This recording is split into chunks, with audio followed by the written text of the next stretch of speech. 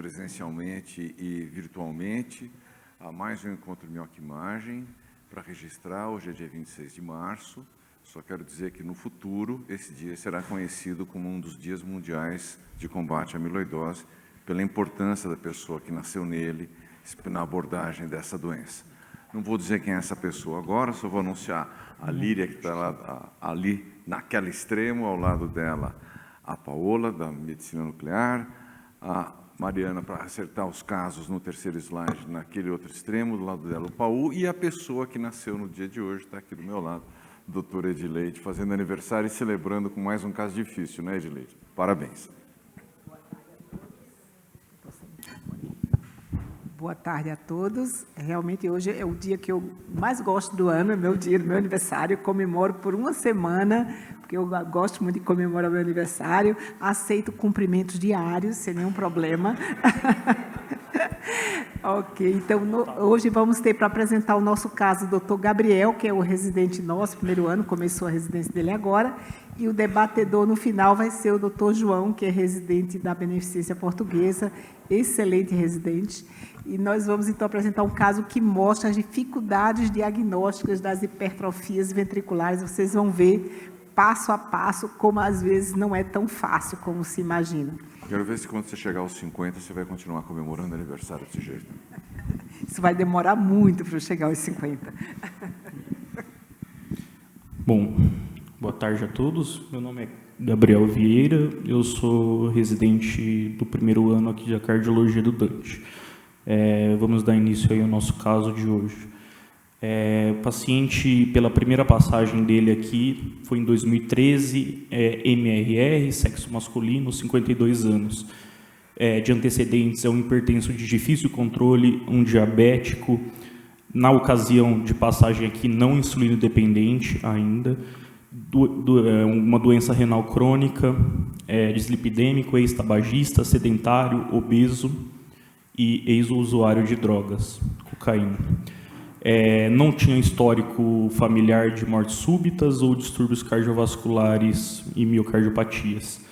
Em primeira consulta, usando enalapril, dose 20 de 12 em 12, furosemida uma vez ao dia, hidralazina de 8 em 8, monocordil de 8 em 8, espiro uma vez ao dia e carvedilol de 12 em 12. Ele, há 3 anos, né, ele veio encaminhado da referência com um quadro de dispneia aos esforços, edema de 2 cruzes em 4. Na referência foi internado por uma IC descompensada perfil B. Teve alta, evoluiu com uma classe funcional 2 e tinha umas palpitações e dispneias aos esforços. O exame físico que chamava mais atenção era uma pressão muito elevada, de 22/15. Demais exames, uma turgência jugular positiva, um edema 2 cruzes. E aí, quais exames aí a gente pediria inicialmente para esse caso? Alguém se habilita aí? Vamos perguntar para quem? Não quero perguntar para a doutora Larissa. Por favor, Larissa.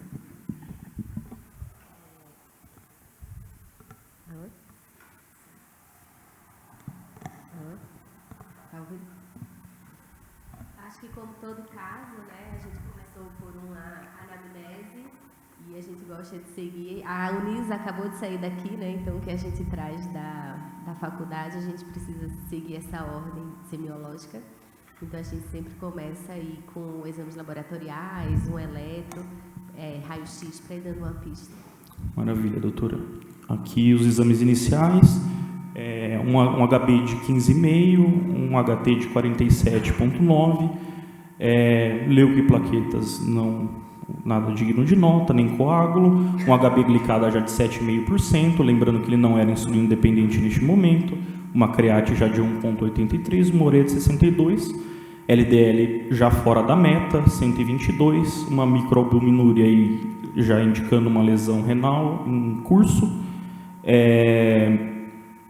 sorologias, perfil de ferro, vitaminas normais, né, do nosso ambulatório que a gente faz para identificar as possíveis etiologias. Sorologias, ele tinha um padrão sorológico aí de hepatite B curada. Também foi feita uma investigação de hipertensão secundária negativa, com Doppler de artéria renal, metranefrinas urinárias, relação renina e aldosterona, e tinha já um fundo de olho com uma retinopatia hipertensiva grau 3. Aí eu vou chamar a doutora Mariana para nos mostrar aí o eletro. Bom, é um paciente homem, relativamente jovem, e como eu estava conversando com o Paulo, ele está usando 6 medicações com uma pressão de 220 por 150, né, com fatores de risco para doença arterial coronariana, uma pressão arterial completamente descontrolada, já descartada hipertensão secundária com retinopatia grau 3. Então, é algo muito mal controlado, né? E nesse eletro, quando a gente vê, o paciente que está em ritmo sinusal, o eixo está positivo do QRS, está positivo em D1, um pouquinho negativo em AVF, mas ele não passa menos 30 graus. E ele tem 2 coisas em relação ao átrio. Ele tem, me parece, em D2 longo, uma onda P bífida, que aí, pensando num bloqueio interatrial, e ele tem uma sobrecarga de átrio esquerdo por Morris, lá em V1, muito mais pela amplitude do que pela profundidade. Outra coisa que ele tem é esse QRS extremamente amplo, mostrando aí uma sobrecarga de VE. Vocês, quando a gente olha aqui em V5 e V6, o R é tão amplo que, se pudesse, ele continuaria na derivação de cima, se não houvesse a limitação do papel, com alterações difusas da repolarização típicas de sobrecarga de VE. Então, ritmo sinusal, sobrecarga de átrio esquerdo, sobrecarga de ventrículo esquerdo e bloqueio interatrial também para esse paciente, apesar da pouca idade, para ele já ter um BIA, que a gente chama. Hipertensão arterial, o seu diagnóstico? Para mim, diante desse quadro tudo, com esse eletro, hipertensão arterial. Com lesão de órgão? Com pelo menos 2, né? Tanto coração quanto o rim, pulmão. Coração, rim, tudo. E olho, coração, rim e olhos. Seguindo aí, então, o raio-x de tórax, vou convidar o Dr. Paulo para discutir com a gente. Bom, continuando com os exames iniciais, né, o raio-x do paciente hipertenso, a gente vê a projeção anteroposterior, posterior e lateral, uma área cardíaca relativamente um pouquinho aumentada, as costas de câmeras esquerdas, mas chama a atenção que com 52 anos essa aorta já está elongada, vocês percebem no mediastino superior esquerdo. Não vejo sinais de calcificação nem congestão significativa, mas justamente vamos entender as custas de que esse aumento de área cardíaca ser mais está indo uma fase hipertrofiada ou já começou a fazer uma fase mais dilatada. Resta a gente entender, né, a repercussão desse quadro clínico, né? Também combinando com hipertensão, né, Paulo? Até agora sim, tá, né? Tudo combinado até agora, né? Tudo compatível, vamos em frente. Fora esse fato, a área cardíaca é um pouco maior do que a gente costuma ver, né, nesses hipertensos. Lembrar que um paciente já foi internado por IC, mas até agora, exatamente, já pensaria numa descompensação cardíaca mesmo. Bom, uma coisa que a gente achou relevante aí é mostrar os ecocardiogramas antigos dele. Doutora Líria, vou apresentar o primeiro e depois o primeiro da origem e o primeiro feito aqui no Dante para a gente discutir. Esse aqui é o da origem.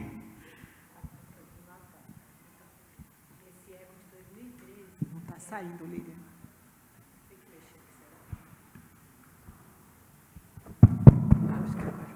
Essa delicadeza.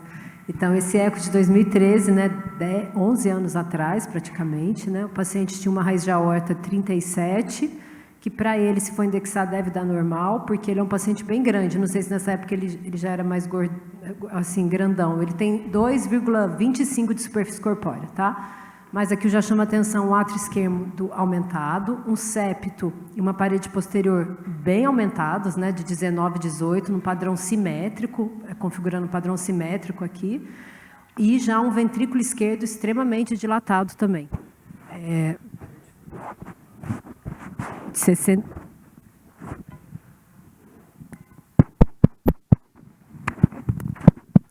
Aí, foi. Um diâmetro diastólico final de 67 e um sistólico final de VE de 57, que apesar da superfície corpórea ser grande, já chama atenção, né? E associado a isso, uma redução quase que importante da fração de ejeção desse ventrículo, 31%. Então, um paciente que tem já uma dilatação, né, um componente dilatado, com um aumento importante da espessura. Vou pensar como ele é hipertenso, que pode ser uma hipertrofia, tá? Mas, na verdade, a gente fala espessura, que eu acho que é mais certo, tá? Concêntrico, com disfunção, que de caráter, acredito eu, até difuso mesmo, por essa dilatação, tanto do diastólico quanto do sistólico. O grau da espessura te chama atenção? Muito grande, aumento importante. Apesar de ser um ventrículo dilatado, com 19, 18, né, muito grande. Você continuaria né? pensando em hipertensão? 19, 18, eu não pensaria em hipertensão. Eu pensaria em alguma outra causa associada, porque hipertensão, assim, né, eles falam 13, se for negro, tudo 15, né? Mas muito, 19, 18. E eu acho que nessa ocasião ele não tinha insuficiência renal ainda, né? Ele tinha tocado, mas não dialisava, nada disso. Já tinha insuficiência renal, mas não tão grave como atualmente. Acho que nem era dialítico ainda, né? Então nesse eco, assim, tem que afastar sempre as fenocópias, né? Vamos pensar assim, doença de depósito, que leva a cometimento renal, ou alguma hipertensão muito grave, que não foi o caso de secundária, né? Coarctação de aorta, doença renal mesmo, mas esquisito, muito esquisito. Um mês depois, o ecocardiograma aqui nosso. É muito esquisito, talvez ele tenha tomado um remédio que tenha mudado Só tudo. chegar no Dante, ele melhorou assim, né? Pode ter sido eu, que em 2013, eu estou em 2024, eu melhorei muito. Não, mas vamos lá. Fração de ejeção é uma coisa muito dinâmica, né? É variação de volumes, então a gente tem que ter muito cuidado, por isso que o strain, outros indícios da função ventricular, a gente tem que sempre considerar quando a gente está avaliando o eco. Aqui o que chama atenção, o ventrículo continua muito dilatado, um VE agora de 78, ou seja, um ventrículo importante, um diâmetro diastólico importante, sistólico também de 56, e uma fração de ejeção de 53. Não sei se na outra ocasião ele estava mais hipertenso, porque a hipertensão, como pós-carga, ela afeta muito a fração de ejeção também, tá? Controlou mais, está com vasodilatador, né? Volemicamente também, talvez outra fase. E esse septo com a parede posterior de 16 foi sugestivo pensado em doença de depósito. Acredito que tenham ter pensado até numa amiloidose mesmo, ou até paciente mais jovem, doença de Fabry, para esse paciente na ocasião, tá? Mas, e você vê, ó, relação septo-parede posterior 1,13, simétrico, né? Mas ainda chama muito a minha atenção, 18 e um ventrículo de 78, extremamente, um ventrículo dilatado também, tá? O que tem de coerente, né, é que a gente está pelo eco, pelo eletro, pelo raio-x, com o coração dilatado, aumento da espessura, e isso tem alguma coisa errada por trás, né? Isso que a gente... Um paciente que tem nível pressórico elevadíssimo, né? Um paciente com aquela pressão, né? Que tivesse um septo de 12 até 13, a gente pararia por aqui a investigação. Fez um desajuste pré e pós-carga, depois melhorou a pós-carga, melhorou a fração de ejeção, mas está muito estranho o septo de 18, né? Vamos em frente. Mas aí uma coisa, assim, que eu mesmo questionei a fração de ejeção, né? Imagina o clínico, deve ficar biruta, né? Puta, um eco de 1 mês, 2 meses atrás, 31, agora foi para 53. Mas, assim, a gente que faz eco, uma fração de 53, você bate o olho, você sabe que é ali, que é discreta, limítrofe. Agora, 31, não dá muita dúvida, tem um comprometimento já quase que acentuado dessa função, tá? Então, deve ter sido até o nível pressórico mesmo justificando isso. Perfeito. Doutor Ioná.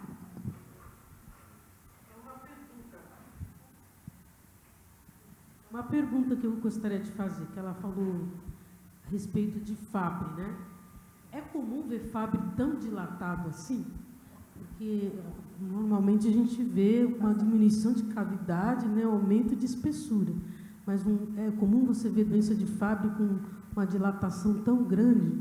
Eu também concordo que esse septo é muito espesso para a gente pensar em hipertensão, né? Acima de 13, a gente tem que pensar nas fenocópias, né? Hipertrófica e as fenocópias. Mas me chama a atenção esse grau de dilatação. Pois é. Fabry não é comum nada, né? Porque é uma doença rara. E o que a gente costuma ver é ele copiar, ele imitar perfeitamente a miocardiopatia hipertrófica. É uma xerox do hipertrófico. Tudo que acontece com hipertrófica acontece no Fabry. Mas a gente tem alguns casos de doença de Fabry que fazem uma fibrose tão brutal que eles podem dilatar. Não é comum dilatar tanto, né? Mas a gente tem que lembrar que também é um hipertenso que tem comorbidades associadas. Eu acho que eu não descartaria nada aqui, até agora, até esse momento. A gente tem que investigar e ir para em frente. Quer fazer algum comentário, Larissa, Raquel? Não, quando você falou assim, Fabry nada é comum, eu lembro muito que no início a gente aprendendo sobre a amiloidose, você comentava, a amiloidose não dilata, e a gente vê como a gente vai aprendendo com a doença. Até que a gente pegou um caso que era bem dilatado e fez um estudo genético positivo. Quando a gente fez uma angiotomografia, ele era um coronariopata grave. Então, esses pacientes, principalmente a amiloidose, que são mais idosos, têm essa sobreposição de fenótipo, né? E você disse uma frase assim, agora eu nunca mais digo, é impossível, né? A amiloidose não dilata. Eu gosto muito do termo, eu não fico confortável com esse diagnóstico. Então, com esse, a gente não fica tão confortável de dizer que é Fabry, mas dizer que é impossível, não dá. Tem uma hipertensão grave aqui nesse paciente, né? Muito grave. Será que ele está pedindo? Acho que as questões já foram levantadas aqui, né? Mas qual seria o diagnóstico mais provável aí, neste momento? Alguém também já arrisca? Todos são diagnósticos, até para a faixa etária, né? Mas se você tivesse que escolher você escolheria quem? Até? Esse caso, eu lembrei que eu fiz ele agora, quinta-feira, mas eu tinha feito ele, acho que há 2 anos atrás, esse paciente lá. E eu chamei o meu residente, um residente que eu amo, ele já saiu do Dante, mas a gente mantém contato, falei, ele chama Dante, falei, Dante, eu acho que deve ser uma doença de Fabry. Coloquei, eu falei, deve ser doença de Fabry isso. Aí eu pensaria em doença de Fabry, por causa que eu lembrei desse caso, voltaria na doença de Fabry. Tá? Eu acho que a gente podia fazer uma pergunta diferente, já que a gente já falou que já pode tudo, qual seria o diagnóstico menos provável nesse caso? Letra A, quem acha, levante a mão. Hipertensão. Okay. Cardiopatia hipertensiva, menos provável. Doença de Fabry. Doença de Fabry, menos provável. E amiloidose, quem acha que é provável? Menos provável amiloidose. Por quê, doutora Raquel? Nesse ECO de 2013, ele está 11 anos atrás, né? Então ele tinha 40 e alguma coisa. Então, não que não possa acontecer, mas a idade já não é tão característica. Eu ia falar da dilatação de cavidades, que também não é tão característica da amiloidose. E o eletro tinha HVE, tinha aumento de voltagem. Eu ia perguntar para a Mariana, aquele eletro pode ser de amiloidose?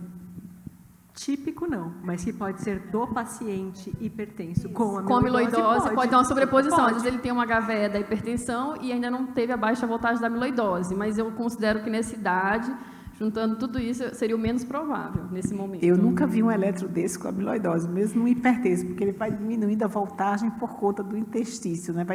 Ele poderia ter até ter um HVE, mas com aquele... Então, é estranho, porque o que a gente costuma ver, mesmo na amiloidose com paciente que já teve um passado de hipertensão, são altas voltagens até em plano horizontal, mas em algum plano, seja o frontal, seja o horizontal, a gente tem aquele indício de baixa voltagem de alguma maneira, né?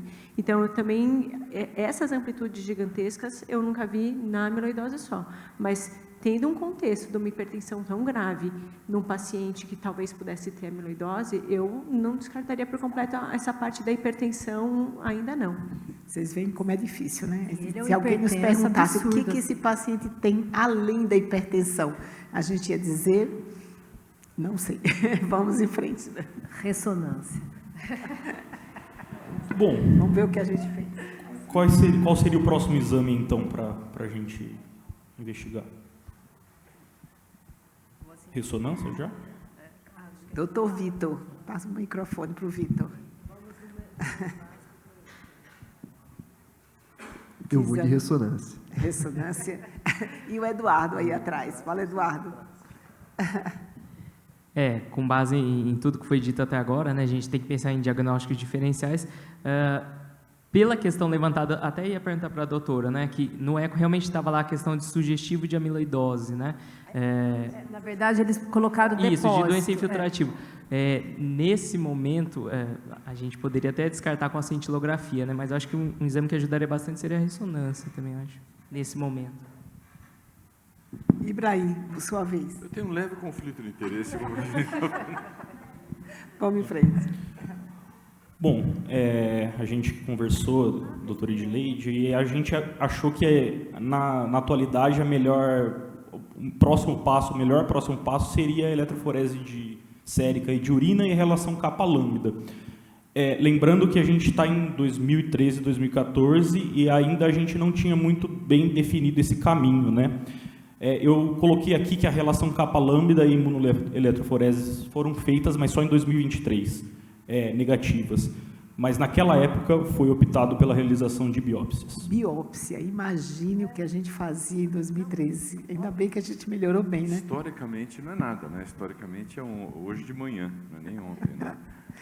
Vamos em frente. 2016, então, uma biópsia de gengiva na região de trígono retromolar, mostrando positividade para amiloidose. Pois é, mas a gente tem que lembrar que essa positividade é discutível, né? Se a gente pingar demais vermelho Congo, botar uma quantidade a mais, pode dar um falso positivo. Eu não confio nesse resultado, não. Vamos em frente. Segundo o exame solicitado, cintilografia com pirofosfato. A doutora Paula vai nos mostrar a cintilografia.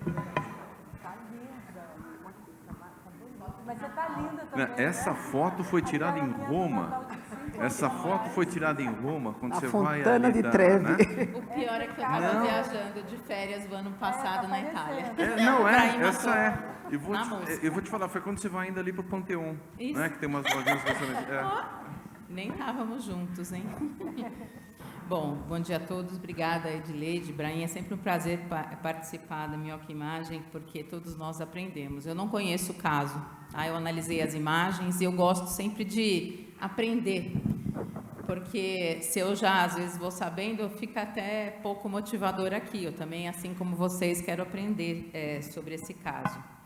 E a cintilografia com pirofosfato, eu vou explicar um pouquinho, né, o que ela mostra, porque alguns residentes aí que começaram esse ano, né, o pirofosfato é um exame, uma técnica da cintilografia bastante antiga, só que antigamente ele era utilizado para diagnóstico de infarto, quando não havia possibilidade do diagnóstico pelo eletrocardiograma, não tinha troponinas, tinha algumas enzimas e, por exemplo, após massagem cardíaca, ou uma cardioversão, ou um paciente com bloqueio de ramo esquerdo, enfim, coisas que impossibilitavam um diagnóstico pelas enzimas disponíveis, né, CPK, CKMB, e pelo eletrocardiograma era solicitado. Então, quando eu entrei aqui, a gente fazia bastante cintilografia com pirofosfato, ou até um diagnóstico que chegava tardio, depois das primeiras 24 horas, você perdia a curva enzimática, enfim.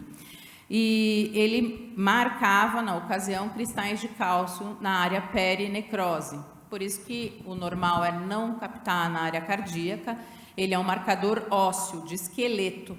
Então, a única coisa que deveria captar é o esqueleto. Se tivesse alguma captação na área cardíaca, opa! Na ocasião, a gente achava que era um infarto. Com o passar do tempo, pesquisando possivelmente infarto, começaram a perceber que outra patologia, outra doença miocárdica também poderia mostrar a captação, porque ia se ligar a esses agentes bifosfonatos que a cintilografia com o marcador ósseo possibilita. E aí começaram a perceber que indivíduos com amiloidose da forma cardíaca também tinham uma captação na cintilografia com pirofosfato. Aqui no Brasil a gente faz preferencialmente com pirofosfato, mas existem outros marcadores ósseos também. Então capta a área cardíaca, eu vou graduar em cruzes em comparação com o arcabouço ósseo, principalmente com as costelas, tá? O externo sempre capta um pouco mais, principalmente porque nas projeções planas ele sobrepõe com as vértebras. não tem captação ou tem uma captação fugaz, em geral afasta, né? Então aqui a gente injeta o marcador, adquire uma imagem em 1 hora e uma imagem em 3 horas, que são na projeção anterior. Então, como os senhores podem ver, na área cardíaca tem uma captação muito discreta, praticamente irrelevante. Qualquer paciente com insuficiência cardíaca ou com alguma coisa acaba tendo uma pequena captação pelo pulso sanguíneo, tá? Porque ele marca o pulso sanguíneo, na verdade, e às vezes as paredes também. Então, vejam que a captação aqui, eu diria que é uma captação de 1 cruz. Então, não capta nada, 0 cruzes, uma captação discreta, 1 cruz, e vai aumentando, 2 a 3 cruzes, igual a captação dos arcos costais, que me dá qualitativamente um indício de que seria pirofosfato. Eu adquiro também outras projeções, né, anterior, esse aqui não foi feito, foi em 2016, mas posterior, aqui tem oblíqua anterior esquerda, oblíqua posterior esquerda, que são projeções em que eu consigo individualizar melhor aí essa captação. A lateral esquerda não é uma projeção muito boa, porque sobrepõe muito com arcos costais. Então, às vezes, me dá uma análise falsa, mas de uma certa forma, só a projeção anterior aqui já me diz que a captação é discreta. Depois eu faço uma área, né, de interesse, né, que a gente chama de ROI, na área que seria a área cardíaca do hemistórax esquerdo, igual na parede contralateral, da parede direita, isso nas imagens de 1 a 3 e também nas de 3 horas. E eu calculo uma razão do número de contagens do hemitórax esquerdo em relação ao hemitórax direito. Acima de 1,5 é altamente sugestivo de amiloidose do ponto de vista quantitativo, né? Então, a gente tem o critério qualitativo, que teria que ser 2 a 3 cruzes, e o quantitativo, acima de 1,5. Tanto nas imagens de 1 a 3 horas aqui, eu vejo que a captação, a razão é 1,12, depois ainda cai para 1,06. Então, não tem nem critérios qualitativos e nem critérios quantitativos para amiloidose. Mas ainda eu tenho o que, na minha opinião, é o que fecha diagnóstico na cintilografia, né, que são as imagens em SPECT, que aí verdadeiramente eu vou ver se delimita, né, se define a área cardíaca ou se é só o pulo cardíaco mesmo e a captação. Aqui não está rodando, mas normalmente eu vejo o cineminha em que aparece todo o esqueletinho e se tem alguma coisa ou não na área cardíaca. Está só aqui parado na projeção anterior. Mas tanto nas imagens dos cortes transversais, sagitais, vejam que assim, a captação é muito tênue, é bem de pulso sanguíneo mesmo, tá? É uma imagem que, pelo SPECT, ela afasta a amiloidose da forma transtirretina. Né? Então, assim, o estudo ele foi interpretado como negativo. Não era amiloidose. Se a gente tem investigação de cadeias leves negativa, investigação de amiloidose por transtirretina negativa, claro que temos outros tipos de amiloidose que não são as mais comuns, não são essas duas, mas a gente não tem muitos elementos para a gente continuar essa investigação. Claro que se a gente colocasse uma espectrometria de massa naquela biópsia, provavelmente quando fosse refeita a lâmina, iam dizer que aquilo ali não tinha depósito amiloide. Mas se tivesse, iria investigar outros tipos que poderiam ter resultados diferentes. Foram realizadas outras biópsias. Em 2017, biópsia de tecido adiposo, que deu negativa para amiloidose, e em 2020, uma biópsia de língua, também negativa. Então, juntando tudo isso, né, desde critérios ecocardiográficos, a cintilografia, a análise laboratorial, afastada a hipótese de amiloidose. Ele também apresentava dores anginosas e ele realizou ao longo dos anos 3 cintilografias com teste ergométrico, mas nós vamos falar aqui da última, de 2018.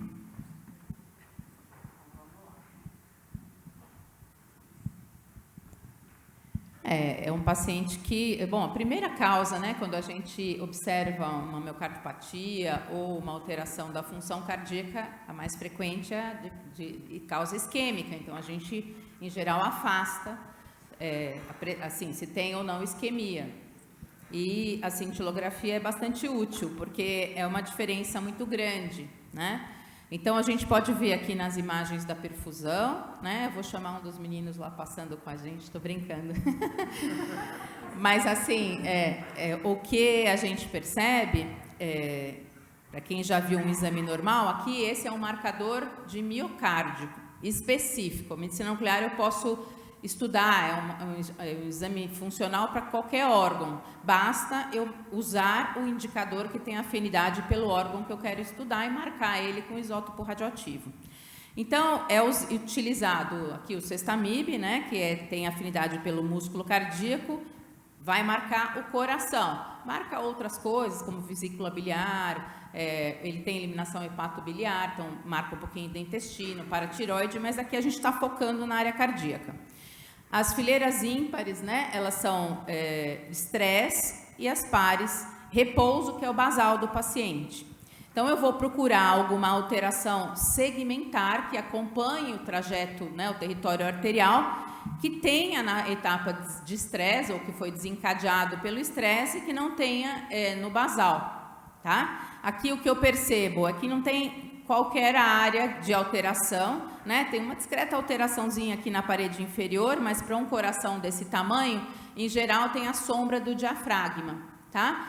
Esse exame foi feito em 2018, não foi feito o decúbito ventral, mas a gente percebe, né, que assim, que não tem uma alteração segmentar. Esses cortes aqui são cortes mais puros da parede inferior, como se eu estivesse olhando o coração de baixo, e mostram captação na parede inferior sem uma área segmentar. Então, esta imagem de perfusão, ela só me mostra que é uma imagem que não sugere isquemia e nem uma hipoperfusão persistente. Mostra que é um ventrículo com volumes um pouco aumentados, principalmente às custas de uma maior, né, de um espessamento das paredes ventriculares, tá? Porque normalmente a gente não vê assim tão grosso, até com ponto de captação aqui no septo, na parede lateral, mas de uma forma simétrica. Não tem uma captação assimétrica, por exemplo, um septo muito quente, né? Como eu vejo, e até no mapa polar, às vezes, uma área muito específica de captação. Aqui até tanto o septo apical como a parede lateral apical, elas captam até bastante, mas tudo capta bem. Quando eu vou olhar aqui a função ventricular, eu vejo que tem uma fração de ejeção de 45%, o nosso limite de normalidade é 50%, então está diminuído de um grau discreto. E pós-estresse tem uma diminuição para 42%, que é uma diminuição não significativa, não tem uma queda da fração de ejeção induzida pelo estresse, né? Que mais? Aqui também o mapa polar, ele me ajuda a ver se tem reversibilidade, porque é uma fase de captação pós-estresse, uma em repouso e uma basal. Né? Fora o septo membranoso, que isso é plano valvar, que a gente não valoriza, não tem uma área de reversibilidade que a gente pode ver no mapa polar.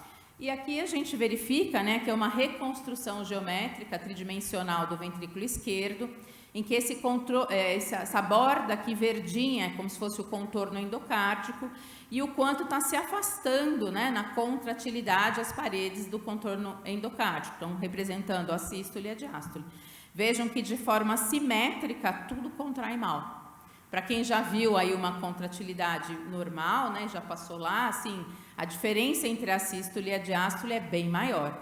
Então aqui eu percebo que tem uma alteração da contratilidade, mas que se mantém do pós-estresse para o basal, que seria mais uma coisa que nos fala contra uma alteração de causa isquêmica por território arterial. Então, é uma imagem que não mostra alteração perfusional sugestiva de isquemia e que tem uma alteração difusa da contratilidade, ou seja, tem uma alteração funcional, mas pelo exame aqui eu não tenho informações, porque não tinha no sistema, sobre a prova indutora de isquemia, se foi físico ou farmacológico, se teve sintomas ou alteração eletrocardiográficas, eu não tenho.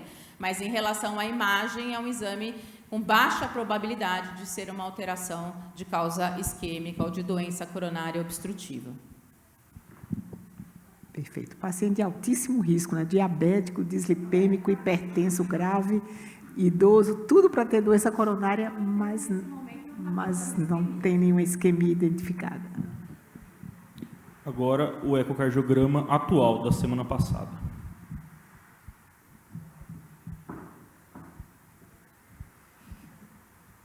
Então, a gente começa, né, o eco, a gente adulto pela janela parasternal longitudinal. Aqui a gente vê o ventrículo direito, que nos chama atenção, tamanho normal, função também preservada. A raiz da aórtica, a válvula aórtica, o átrio esquerdo chama atenção já um pouco aumentado, mas sem dúvida nenhuma, né? O septo e a parede posterior desse paciente bem aumentados. Por aqui, você, sem medir, você fala, é um ventrículo dilatado, mas se você não mede, você nem sabe o tanto que ele é dilatado do tamanho, né, do grau dessa hipertrofia. Não parece ter lesão valvar, né? Então, foi medido um átrio esquerdo de 55, aumento importante, que depois vai ser confirmado pelos volumes, um septo de 20, uma parede posterior de 20, difuso, né, concêntrico, padrão simétrico, aliás, um diâmetro diastólico do VE de 70 e um sistólico de 52. A fração de ejeção, como a gente já tem um ventrículo esquerdo com morfologia normal, a gente faz pelo Simpson, que eu vou mostrar mais para frente. Uma massa desse ventrículo indexada, para homem, a gente considera normal até 115, para mulher 95. Para esse paciente, deu 350 gramas por metro quadrado, tá? Pelo bidimensional, se fosse fazer pelo tríada maior ainda. Ou seja, um aumento acentuado dessa espessura miocárdica da massa ventricular esquerda, tá? E apesar da dilatação, né, de eu ter um diâmetro diastólico e sistólicos dilatados, eu tenho um padrão concêntrico, que a gente fala que é a espessura relativa da parede de 0,57. Quando é maior que 0,42 é concêntrico, menor é excêntrico, que seria pela dilatação, mas mesmo com a dilatação ele mantém a geometria concêntrica. Uma coisa que a gente pensa até hipertensão arterial, né, tirando esses valores absurdos de septo e parede posterior, ele tem uma dilatação da raiz aórtica e da aorta ascendente. A hipertensão costuma dilatar principalmente ascendente, mas a doença de Fabry também pode dar ectasia da aorta, tá? Aqui um mapeamento com o Doppler colorido, mostrando que a gente não tem nenhuma lesão valvar que justifica essa dilatação e essa hipertrofia, um refluxo aórtico bem discretinho, por um mínimo espessamento da válvula, uma válvula trivalvular, e tem uma dilatação da ascendente que também justifica. A gente avaliando o eixo curto do ventrículo, né, nos segmentos basais, aqui médicos, papilares e apicais, pode-se observar, né, esse aumento difuso mesmo, simétrico da espessura miocárdica, em todos os segmentos do ventrículo esquerdo, com uma alteração da contratilidade difusa, uma hipocinesia difusa desse ventrículo.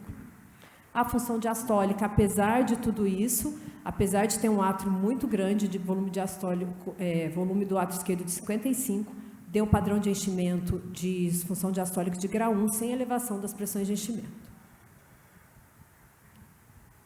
Aqui, mapeamento com o Doppler colorido, uma mínima insuficiência mitral. Ele tinha acabado de fazer diálise na noite anterior. No dia anterior, então, ele estava com a volemia bem controladinha, por isso que a gente nem vê refluxo mitral. Um VD normal, até fechando todo, com a contratilidade extremamente preservada, e o refluxo aórtico discreto. E avaliação, né, tanto da espessura quanto da contratilidade, ó, o ventrículo direito fechando todo, né, o diâmetro dele na diástole e na sístole, a gente nota uma variação significativa, já isso a gente não observa no ventrículo esquerdo. Um aumento difuso, simétrico da espessura com uma hipocontratilidade. Aqui me chamou a atenção que eu achei a parede anterolateral dele um pouquinho mais hipocinética que os demais segmentos. Aqui eu estou no apical de 2 câmeras, que eu vejo a parede anterior e a parede inferior, e esse segmento basal também eu achei com um pouquinho mais de comprometimento que o restante. E aí, aqui, o 3 câmeras, a gente vê a parede anteroseptal, aumento da espessura, e a parede inferolateral. Apesar de tudo estar com comprometimento difuso, né, da contratilidade, tem uma hipocinesia inferolateral, com um derramezinho pericárdico pequenininho. Os volumes desse ventrículo extremamente grandes, 203 de diastólico, 126 de sistólico, configurando uma dilatação importante. Foi estimada a fração de ejeção em torno de 38% pelo Simpson. Foi feito o strain, né, a avaliação da deformação, que mostra para a gente que ela pode mudar o diagnóstico dessas fenocópias em até mais de 22%. O que me chamou a atenção, apesar dele ter um strain preservado da ponta, que me fala a favor até de um processo de depósito, não só amiloidose, a parede anterolateral e inferolateral, que eu achei que já tinha um comprometimento pelo bidimensional, deu praticamente sem deformação. A doença de Fabry, ela compromete principalmente o segmento basal da parede inferolateral, tá? Mas, e um strain extremamente reduzido, já tem queda da fração de ejeção.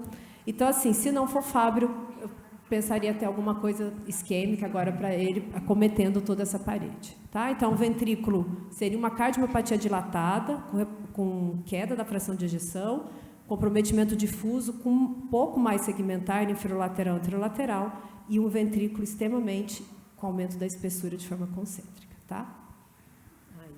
Vocês estão vendo como é difícil. Não é fácil. Até agora a gente não tem diagnóstico.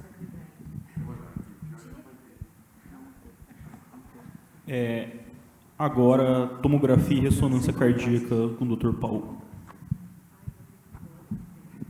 Será que a tomografia e ressonância vão dar o diagnóstico? Ele estava com insuficiência renal, né? Agora, atualmente, ele está dialisando. Em 2018, não. Bom, boa tarde com todos. É sempre um prazer aprender todo mundo junto.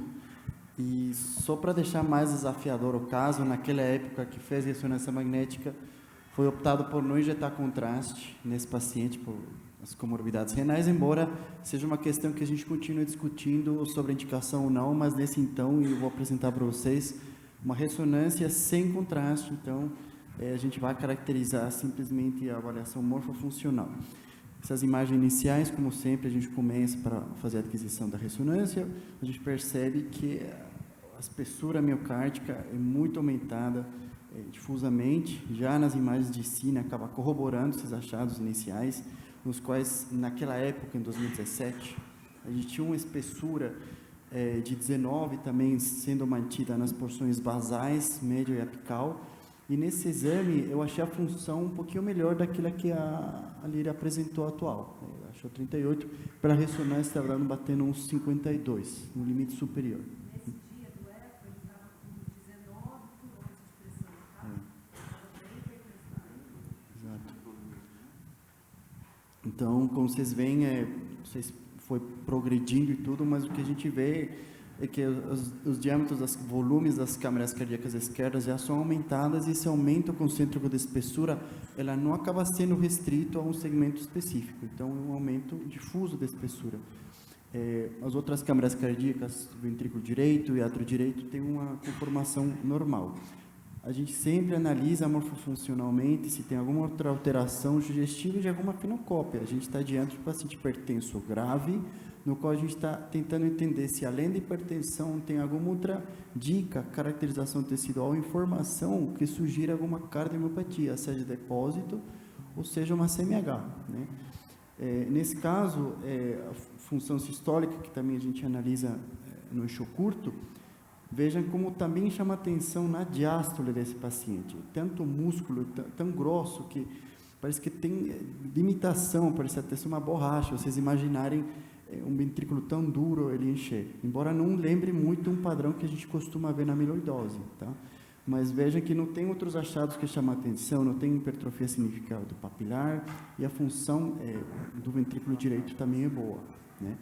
Então, um cine 3 câmeras, também sempre importante, pacientes com análise para se tem algum componente valvar, infravalvar, que a gente vê que o componente não tem nada disso, então é simplesmente uma alteração da espessura miocárdica muito importante. O que a gente conseguiu fazer nesse exame foi caracterizar o tecido com a sequência para ver se tem edema. A gente sabe que doenças decorrentes de processos inflamatórios podem demonstrar, mas nesse caso não foi documentado nada disso. Então, também foi realizada uma tomografia. Essa tomografia não foi feita em 2017, foi feita em 2019, tá? E aquela tomografia traz várias informações para a gente, além de confirmar a presença de DAC, tá? Então, a gente percebe que tem placas de cálcio com distribuição triarterial, embora nenhuma delas seja obstrutiva, mas quando a gente faz uma análise que chama atenção, né, doutor Iberém, a idade arterial, engraçado, tinha 56 anos, mas pelo cálculo tinha a idade de uma pessoa de 70 anos. Então, a gente vê como essa comorbidades graves para DAC que o paciente tem, acabam envelhecendo muito mais essas artérias do paciente, né?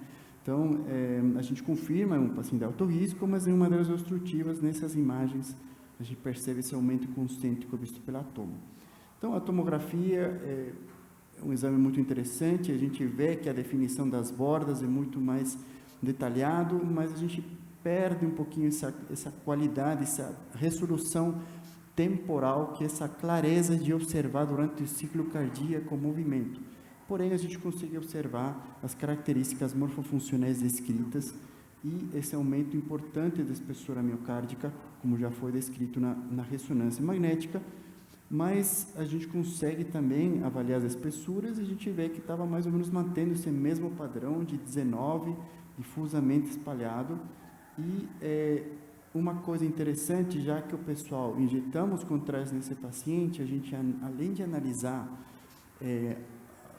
as coronárias, a gente consegue também demonstrar o volume extracelular desse paciente. Embora do quadro clínico e tudo do paciente já foi afastado a amiloidose, mas é interessante a gente documentar que o valor extracelular desse paciente deu baixo, tá?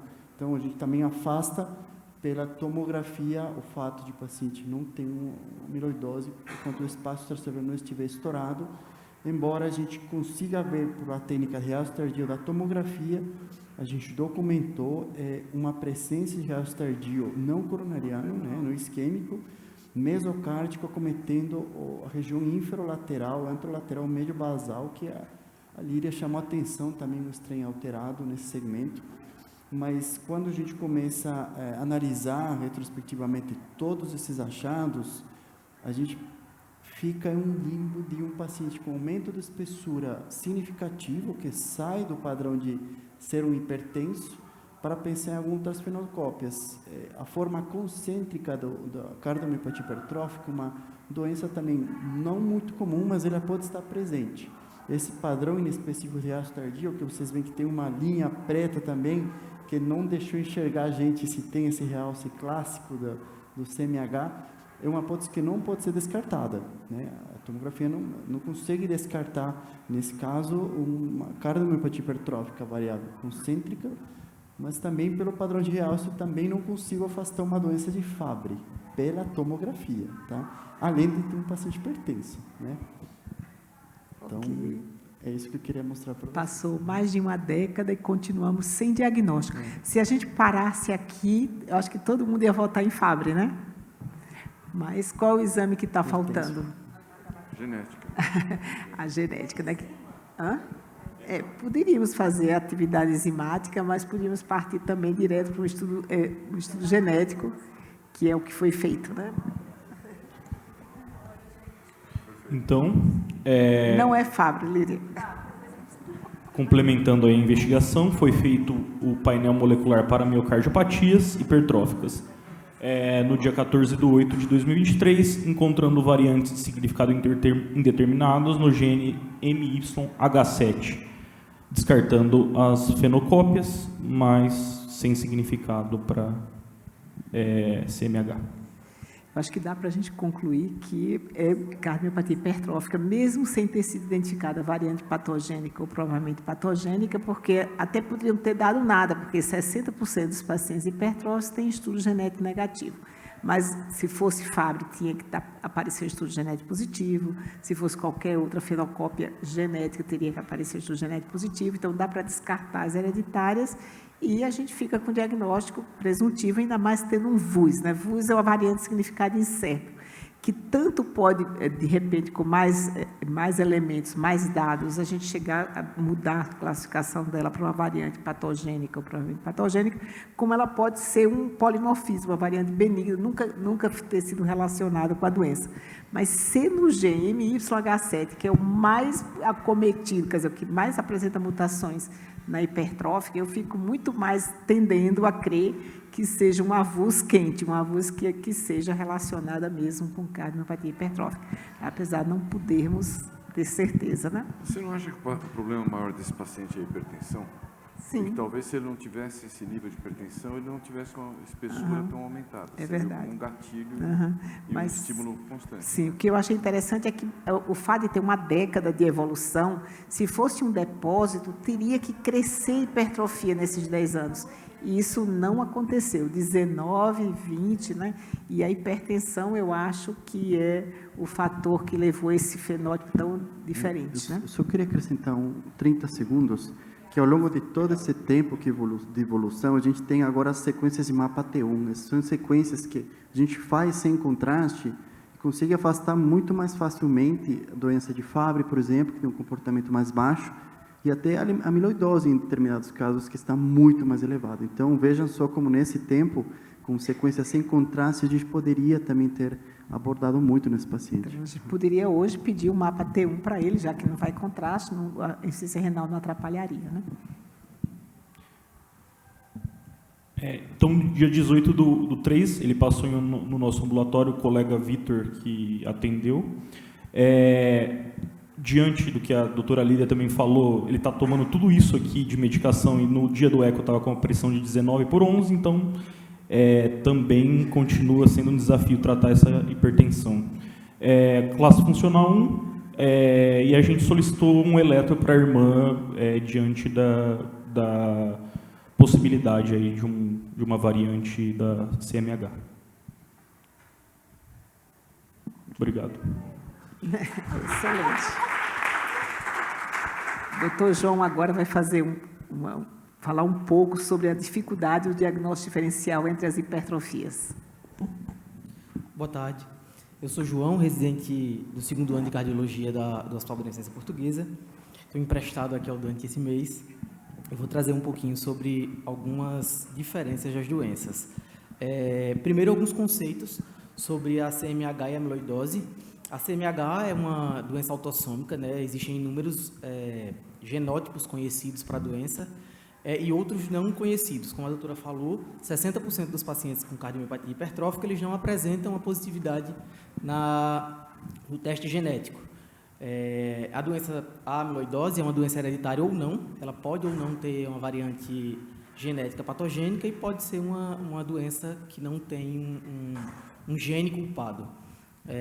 Na CMH, há hipertrofia do músculo e desarranjo da musculatura do coração, enquanto na amiloidose há um depósito extracelular de conteúdo amiloide, de proteína amiloide. A CMH acontece em qualquer idade, desde o intraútero até os pacientes mais velhos, enquanto a amiloidose é mais comum em idosos. Principalmente a amiloidose do tipo AL, ela é mais comumente observada em pacientes acima de 40 anos, geralmente com bem mais do que isso. A forma TTR, tanto hereditária quanto a selvagem, ela acomete homens acima de 50 anos e a selvagem principalmente acima de 65 anos. Então, ajuda a diferenciar um pouquinho a doença quando a gente está nessa suspeita diagnóstica. A CMH é o segundo tipo mais comum de HVE, o primeiro mais comum é a hipertensiva, como já foi discutido, né? E foi uma hipótese diagnóstica para esse rapaz durante longos anos. A amiloidose é considerada uma doença rara e subdiagnosticada. O padrão tem mudado um pouco em relação a essa raridade da doença, porque até alguns anos atrás não se tinha muito o que fazer com a amiloidose. Então, ter ou não o diagnóstico de certeza da doença não fazia muita diferença para o doente. Hoje em dia a gente tem um arsenal um pouquinho melhor para conseguir tratar esses doentes, então a gente busca tratar a etiologia. A CMH geralmente causa um HVE assimétrico com predomínio de septo, que diferenciou um pouquinho aí do nosso paciente. Talvez se ele fosse simétrico, se ele fosse assimétrico, não fosse tão simétrico, a gente teria pensado um pouquinho mais nisso antes desses 10 anos de investigação. Enquanto na amiloidose, bem como nas outras doenças de depósito, o HVE encontrado é mais simétrico, né? O depósito é mais difuso de todo o coração. E aí eu trouxe um pouquinho sobre a CMH sobreposta à hipertensão, que foi mais ou menos o que a gente encontrou nesse paciente. Na prática do ambulatório, comumente a gente encontra pacientes relativamente jovens, com uma medida de septo entre 14 e 15, que a gente fica, não, será que isso pode ser da hipertensão? Pode não ser da hipertensão? Será que tem uma variante hipertrófica nessa jogada? E aí, esses pacientes, muitas vezes, são hipertensos mal controlados e acaba se tornando um desafio diagnóstico, né, como foi mostrado no caso. Mais difícil conseguir fechar a etiologia daquela hipertrofia, daquela espessura de parede. Os pacientes com CMH, costumeiramente, toleram pouco vasodilatadores, né, devido ao aumento da obstrução dinâmica, principalmente quando ele é um paciente obstrutivo. Vasodilatadores, existe um estudo com verapamil, que entra como medicação na jogada, mais para controle de frequência cardíaca quando o o beta-bloqueador não faz o papel que a gente queria que ele fizesse, ou quando o paciente não tolera o uso do beta-bloqueador, mas alguns outros vasodilatadores o paciente costuma tolerar pouco, justamente por esse aumento da obstrução dinâmica da via de saída do VE. A losartana é razoável no tratamento para o controle hipertensivo desses doentes, porque e também existe um estudo, um uso da losartana que não foi o desfecho primário dele, o estudo foi para avaliar o remodelamento reverso daquele ventrículo, a diminuição da massa ventricular. Esse remodelamento não aconteceu, foi um estudo negativo, mas se percebeu uma queda de mais ou menos 6 milímetros de mercúrio na pressão sistólica dos doentes. Então, dá para usar, os pacientes costumam tolerar bem o uso da losartana. Em geral, baixas dosagens de espironolactona são bem toleradas pelos pacientes. Eles conseguem usar 25 ali de espironolactona, menos de 50, sem piora na obstrução da via de saída. Mas aí, voltando um pouquinho ao tema que é diferenciar essas duas doenças, principalmente no paciente idoso, hipertenso, que chega no ambulatório, com uma espessura de parede, além do que se espera na hipertrofia, a gente tem que ter em mente os dois principais diagnósticos seguintes, que seriam a CMH e a amiloidose. E aí a gente pode usar da história do doente, bem como um arsenal de exames que são relativamente fáceis de conseguir, para conseguir ajudar a diferenciar o diagnóstico desses pacientes, a etiologia desse paciente. Aqui, o comportamento da PA, o paciente que tem a CMH, que tem a cardiomiopatia hipertrófica, ele costumeiramente apresenta níveis mais altos de pressão e tolera um pouco o aumento das medicações antihipertensivas que a gente costuma usar nos pacientes com hipertensão. Aquela tríade, o paciente não costuma tolerar as doses máximas, justamente pela piora da obstrução, né? E na amiloidose a gente espera o contrário.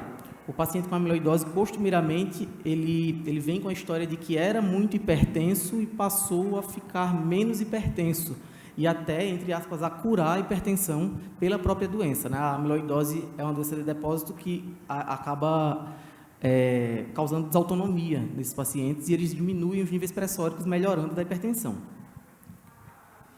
O eletrocardiograma, temos alguns achados típicos também das duas doenças que ajudam a diferenciar logo de cara, né? O eletrocardiograma é um dos primeiros exames que a gente pede nas investigações. Na amiloidose a gente encontra o índice Sokolov menor que 15, baixa voltagem, baixa progressão de onda R de V1 a V3 e o padrão de pseudoinfarto, enquanto na hipertrófica a gente encontra aí, altas voltagens de QRS e T invertida maior que 5 milímetros. Essa voltagem que a gente fala, que foi até falado no início das discussões, enquanto na cardiomiopatia hipertrófica a hipertrofia do músculo, o músculo aumenta de tamanho e isso acaba aumentando as voltagens no eletrocardiograma, na amiloidose o depósito não é intramuscular, não é dentro do músculo do coração, não é intracelular, é exatamente fora da célula. E a proteína amiloide ela não conduz eletricidade como o músculo conduz. Então, a gente acaba encontrando no eletrocardiograma menores amplitudes de QRS. O ecocardiograma acaba ajudando muito, geralmente é o nosso segundo exame, né? Depois do elétrico, a gente pede o eco, que ajuda a diferenciar. Na amiloidose, como foi falado, é uma doença de depósito que acomete difusamente o coração. Então, a gente espera uma hipertrofia, né, simétrica do coração, tanto o septo quanto as paredes, elas vão aumentar de forma simétrica e progressiva. Como a doutora estava falando agora no final, as doenças de depósito, a gente espera que aquela medida de parede posterior e de septo aumente com o decorrer do tempo, porque a doença não vai parar de depositar. É diferente da cardiomiopatia hipertrófica, que a gente encontra um septo de 18, de 20 e vai ficar em 20. Ela não vai aumentar com o decorrer do tempo. Pelo contrário, deixando a doença evoluir, a história natural da doença faz com que esse septo, no final, diminua de espessura pela fibrose que vai acometer aquele doente. E a ressonância magnética, que acaba ajudando a diferenciar não só essas duas patologias, mas as outras patologias que a gente tem que usamos em diagnóstico diferenciais no nosso ambulatório, principalmente usando o realce tardio, que a gente é o mais fácil para a gente ver, que a gente consegue aprender. O realce tardio nas doenças, elas são um pouquinho diferentes. Na cardiomiopatia hipertensiva, praticamente a gente não encontra realce tardio, enquanto na hipertrófica existe um realce tardio mesocárdico e juncional nesse paciente. Na amiloidose é mais difuso, é uma doença que acaba sendo mais difusa e que nas fases iniciais da doença ela nem costuma aparecer. E aqui tem mais uma imagem que acaba ajudando a gente a diferenciar a maior parte das doenças que levam à hipertrofia muscular do coração. A doença de Fabry, amiloidose, cardiomiopatia hipertensiva e hipertrófica, de fora para dentro. As características clínicas que o paciente apresenta, eletrocardiograma, ecocardiograma e ressonância magnética, que vão guiando a gente em relação a por onde ir, a que caminho seguir. É uma imagem muito boa, um artigo que ajuda a diferenciar as principais doenças de sobrecarga do coração. Então, o resuminho é isso aí.